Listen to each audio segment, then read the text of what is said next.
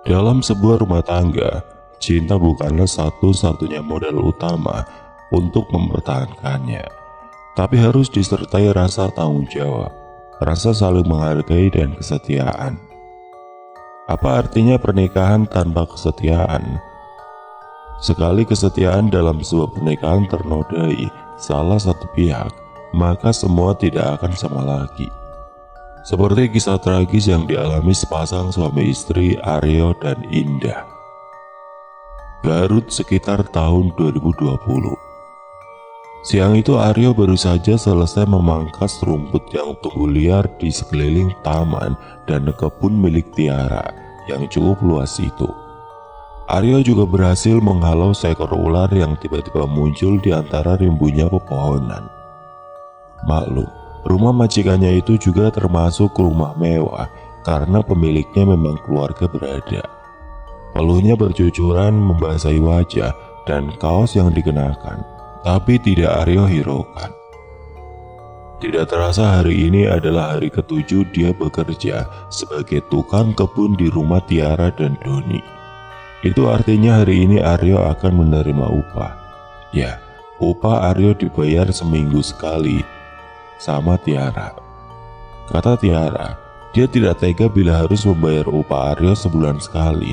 Apalagi Tiara tahu istri Aryo sedang hamil besar, pasti kebutuhannya kini lebih banyak. Di antaranya butuh beli asupan vitamin buat kandungannya. Selama bekerja di sana, Tiara juga sangat baik. Suka memberinya cemilan dan minuman. Tidak jarang Aryo suka ditawari sarapan dan makan siang, tapi ditolak Aryo. Selain Aryo merasa tidak enak hati, dia juga sudah sarapan sebelum berangkat. Aryo juga menolak tawaran makan siang karena ingin makan siang di rumah bersama Indah istrinya. Saking baiknya Tiara kadang membungkus jatah makan siang Aryo dan menyuruhnya membawa pulang. Bahkan porsinya dilebihkan buat jatah Indah juga. Tentu saja Aryo tidak kuasa menolak. Aryo tidak henti-hentinya bersyukur punya majikan sebaik Tiara. Aryo juga sering menceritakan kebaikan Tiara kepada Indah. Di mata Aryo dan Indah, Tiara adalah pahlawan penyelamat buat keluarga mereka. Makanya Aryo begitu menghargai sang majikannya. "Ini upah kamu minggu ini," kata Tiara sambil menyerahkan 2 lembar uang 100.000 ke tangan Aryo. Setelah itu Tiara mengambil 1 lembar uang 50.000 dari dalam dompetnya, lalu kembali memberikan ke Aryo. "Nah, kalau ini tambahan upah kamu, karena kemarin sudah bantu membenarkan genteng rumah saya dan mengganti pipa pembuangan yang bocor," ucap Tiara sambil tersenyum. Aryo menerima uang pemberian Tiara tersebut dengan penuh rasa syukur. Tidak lupa Aryo juga berterima kasih kepada Tiara majikannya yang sudah mau memberinya pekerjaan. "Terima kasih banyak ya Bu Tiara. Terima kasih juga sudah memberi saya pekerjaan," jawab Aryo. Tiara kembali tersenyum. "Sama-sama Mas Aryo. Semoga kamu betah ya kerja di sini meski dengan upah seadanya," sautnya merendah. Padahal upah yang diberikan Tiara pada Aryo jauh lebih besar dibanding upah tukang kebun pada umumnya. Tiara dan suaminya sengaja membayar upah lebih besar karena tidak tega bila harus membayar dengan harga pasaran. "Iya Bu, insya Allah saya betah kok bekerja jadi tukang kebun Ibu. Kalau begitu saya pamit pulang dulu," jawab Aryo sambil menundukkan kepala, tanda hormat ke arah Tiara yang berdiri di depannya. Aryo senang sekali akhirnya bisa membawa uang hasil kerja kerasnya, meski jumlahnya tidak sebesar gajinya waktu dulu kerja sebagai karyawan. Meski usia Aryo lebih tua dari Tiara, tapi dia tetap memanggil Tiara ibu, sebagai bentuk rasa hormatnya kepada sang majikan.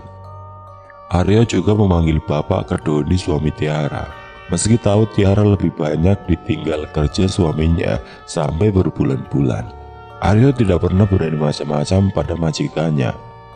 Dia hanya menjalankan tugasnya sebagai tukang kebun.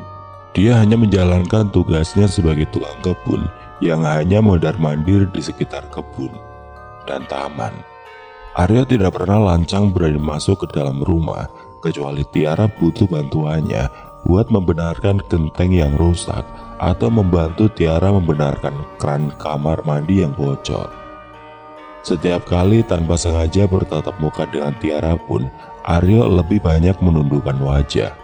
Aryo hanya menjaga pandangannya agar jangan sampai hilaf melihat penampilan Tiara yang selalu berpenampilan terbuka dan seksi meski di dalam rumah.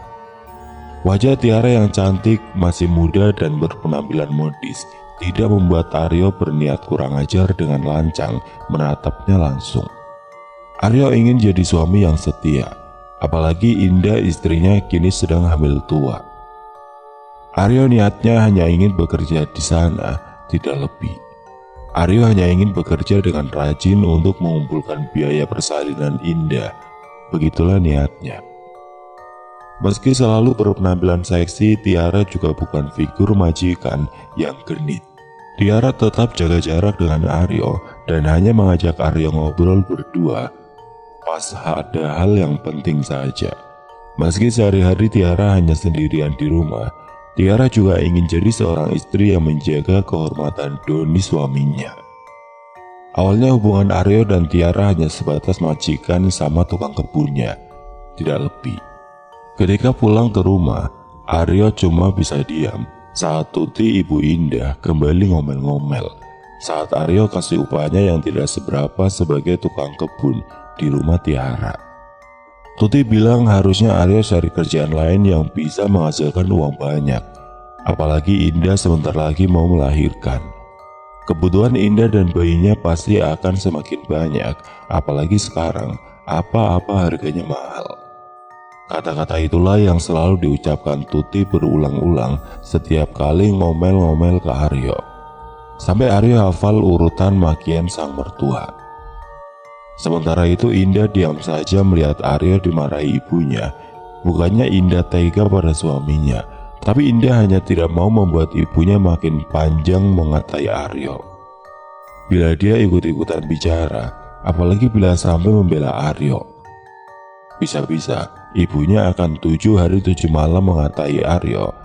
Tapi dalam hatinya, Indah sebenarnya kasihan sama sang suami yang selalu terlihat salah di mata ibunya. Indah yang sedang duduk di kursi yang sudah rusak di beberapa bagian, pelan-pelan mencoba berdiri. Kehamilannya yang sudah memasuki bulan ke-8 membuatnya mulai tidak leluasa bergerak. Perutnya semakin membuncit dan nafasnya juga mulai terasa sedikit sesak.